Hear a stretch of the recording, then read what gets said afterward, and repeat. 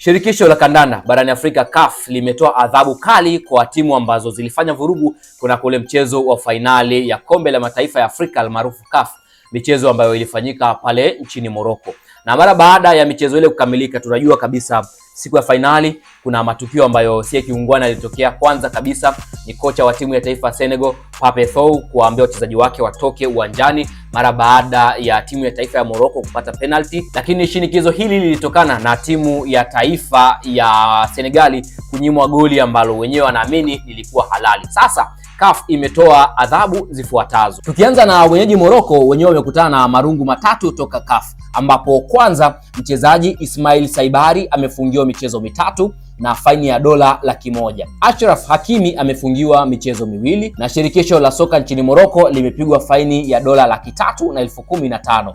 Kwa upande wa mabingwa wa michuano hiyo Senegal, wenyewe kocha wao Pape Thiaw amefungiwa michezo mitano na faini ya dola $100,000, lakini wachezaji Ismail Sarr pamoja na Iliman Ndiaye wamefungiwa michezo miwili, pamoja na shirikisho la soka nchini Senegal limepigwa faini ya dola $615, ambayo ni zaidi ya bilioni 1.5 kwa pesa za Kitanzania. CAF wameonekana kwa sasa hawana mchezo kabisa na hawana muda wa kucheka na yoyote, kwa sababu mara baada ya kutokea matukio haya haijachukua hata muda mrefu tayari kanuni zimefuatwa na wahusika wamefungiwa. Kwa hiyo tunatarajia kuona haya mambo yakiwa ni endelevu, kwamba pale ambapo kanuni zinavunjwa ama timu zinaposhindwa kufuata utaratibu, basi hatua stahiki ziendelee kuchukuliwa dhidi yao.